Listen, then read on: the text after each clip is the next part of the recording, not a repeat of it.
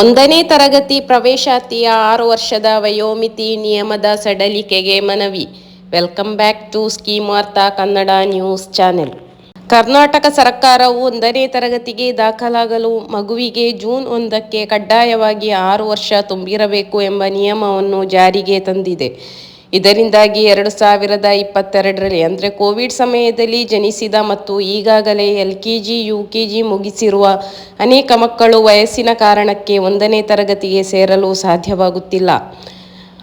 ಮಕ್ಕಳು ಈಗಾಗಲೇ 3 ವರ್ಷಗಳ ಪ್ರೀಸ್ಕೂಲ್ ಶಿಕ್ಷಣವನ್ನು ಅಂದರೆ ನರ್ಸರಿ, LKG, UKG ಯಶಸ್ವಿಯಾಗಿ ಮುಗಿಸಿದ್ರೂ ಕೂಡ ಅದು ಅಲ್ಲದೆ ಅವರು ಮಾನಸಿಕವಾಗಿ ಮತ್ತು ದೈಹಿಕವಾಗಿ ಮುಂದಿನ ತರಗತಿಗೆ ಹೋಗಲು ಸಿದ್ಧರಾಗಿದ್ದಾರೆ.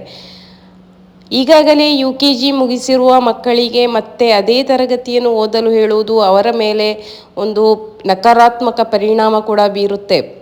ಅಂದರೆ ಅವರ ತಲೆಯಲ್ಲಿ ಕೂಡ ಇರುತ್ತೆ, ನನ್ನ ಸ್ನೇಹಿತರು ಮುಂದಿನ ತರಗತಿಗೆ ಹೋಗುತ್ತಿದ್ದಾರೆ, ನಾನು ಯಾಕೆ ಹೋಗುತ್ತಿಲ್ಲ ಎಂಬ ಪ್ರಶ್ನೆಗಳು ಕೂಡ ಮಕ್ಕಳನ್ನು ಕಾಡುತ್ತಿವೆ.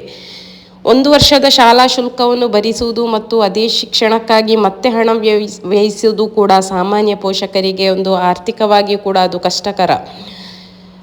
ಅದಕ್ಕಾಗಿ ಎಲ್ಲರ ಪರವಾಗಿ ಕೂಡ ಕೆಲವೊಂದು ಪೇರೆಂಟ್ಸ್ ಅಂದರೆ ಎಲ್ಲ ಮಕ್ಕಳ ಪೇರೆಂಟ್ಸು ಕೂಡ ಆಶಯ ಇದೆ ಇರುವಂಥದ್ದು. ಅದರಲ್ಲಿ ಕೂಡ ಕೆಲವೊಂದು ಪೋಷಕರು ಸರ್ಕಾರದ ಗಮನವನ್ನು ಕೂಡ ಸೆಳೆದಿದ್ದಾರೆ. ಅಂದರೆ ಶಿಕ್ಷಣ ಸಚಿವರಾದ ಮಧು ಬಂಗಾರಪ್ಪ ಮತ್ತು ಉಪಮುಖ್ಯಮಂತ್ರಿ DK ಶಿವಕುಮಾರ್ ಮತ್ತು ಮುಖ್ಯಮಂತ್ರಿಗಳಾದ ಸಿದ್ದರಾಮಯ್ಯ ಅವರಿಗೆ ಪೋಷಕರು ಕೆಲವೊಂದು ಮನವಿಗಳನ್ನು ಕೂಡ ಮಾಡಿದ್ರು. ಅಂದರೆ ವಯೋಮಿತಿಯಲ್ಲಿ ಕನಿಷ್ಠ 90 ದಿನಗಳ ಸಡಿಲಿಕೆ ನೀಡಬೇಕು.